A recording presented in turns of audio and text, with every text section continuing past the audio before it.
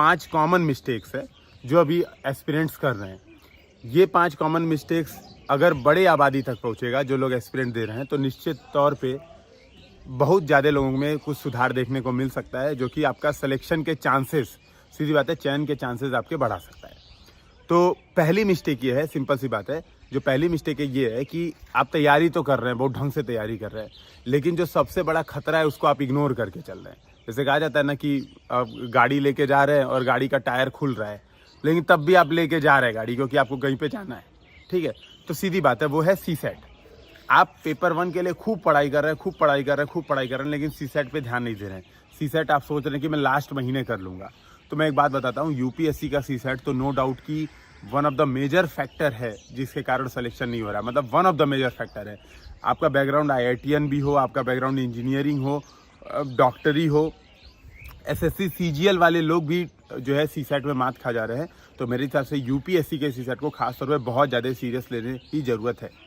UP PCS वाला CSAT भी हल्के में लेने की जरूरत नहीं है। लास्ट ईयर बहुत सारे स्टूडेंट का पहले पेपर में 97 क्वेश्चन नेट सही बन रहे थे, 96 नेट सही बन रहे थे, लेकिन सीसेट में उनके किसी के 60 आ रहे हैं, किसी के 55 आ रहे हैं। तो ये बहुत बड़ी प्रॉब्लम है। ठीक है, ये बहुत बड़ी प्रॉब्लम है, वो आपको नुकसान करेगा। नैतिक नैतिक नैतिक यहाँ पे आवाज़ नहीं बाबू, यहाँ पे आवाज़ नहीं।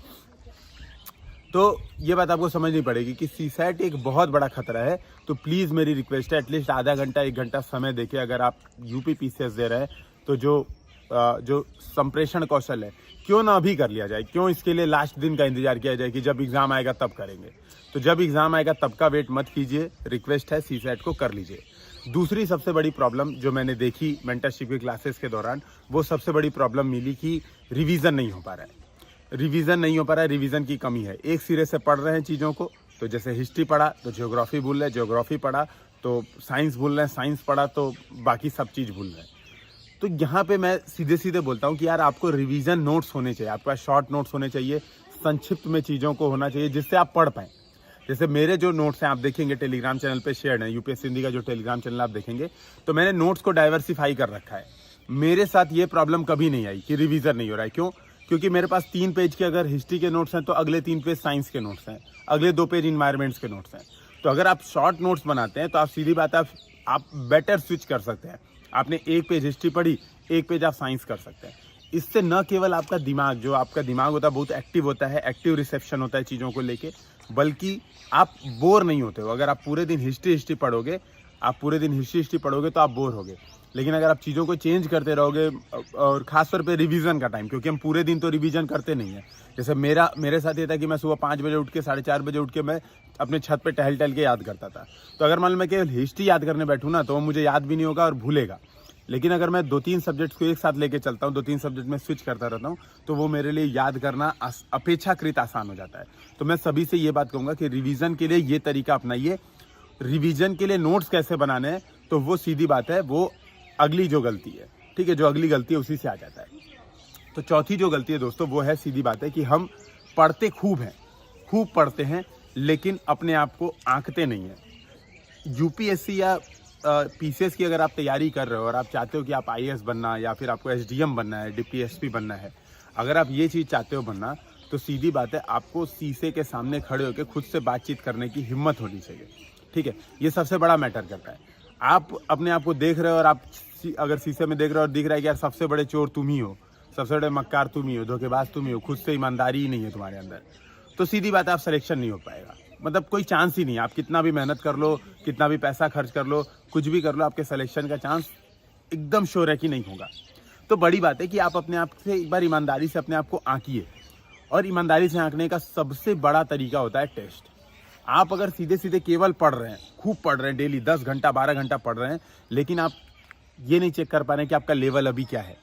एग्जाम में मुझे 150, अगर यूपी PCS दे रहा हूँ तो मुझे 150 अटेम्प्ट करना है, या 120 अटेम्प्ट करना है, या 100 अटेम्प्ट करना है। यूपीएससी दे रहा हूँ तो मुझे 70 अटेम्प्ट करने हैं, 75 अटेम्प्ट करने हैं, या 100 अटेम्प्ट करना है। आपके दिमाग में ये माइंडसेट क्लियर है ही नहीं, तो आखिरी महीने में आप इन चीज़ों को सही नहीं कर सकते।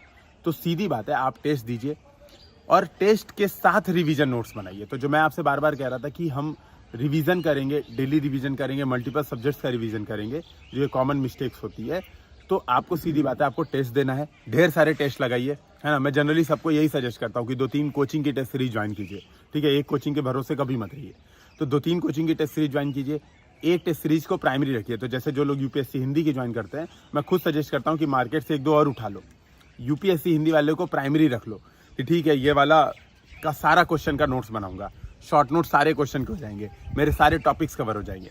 और दूसरे वाले को सेकेंडरी बना लो, ये पढ़ के दूसरा वाला टेस्ट दूंगा, ठीक है, दूसरे वाले टेस्ट को सॉल्व करूंगा और केवल जो गलत हो रहे हैं उन क्वेश्चन के नोट्स बनाऊंगा दूसरे वाले में। और ये तरीके के जो आपके नोट्स बनेंगे वो आपके आसानी से रिवीजन हो जाएंगे और आपको पता भी चलेगा कि आप अपनी गलतियों को कम कर रहे हो कि नहीं, अपने आप को आंक रहे हो कि नहीं, अपने आप को शीशे में देख पाने की हिम्मत आपके अंदर बनती जाएगी। जो 5वीं मिस्टेक है वो पढ़ाई से रिलेटेड नहीं है, लेकिन सामान्यतः हम लोग करते हैं कि जब आखिरी के 6-7 महीने बच जाते हैं तो हम लोग अपने हेल्थ पे ध्यान देना एकदम बंद कर देते हैं। दोस्तों, ये बहुत ही चैलेंजिंग एग्ज़ाम है और चैलेंजिंग केवल एग्ज़ाम ही नहीं है। जब आपको पोस्ट मिलती है तो पोस्ट इज़ मोर, आप कह सकते हो, far more challenger than the exam itself. तो आपका जो पोस्ट है ना वो सबसे ज़्यादा चैलेंजिंग पोस्ट है। तो आप इस एग्ज़ाम की तैयारी कर रहे हो तो मेंटल स्ट्रेस होना, ट्रॉमा होना, बार बार डिमोटिवेट होना, ठीक है, बार बार चीज़ों को भूलना, ये बहुत ही कॉमन बात है, मतलब सबके साथ होती है ये बात।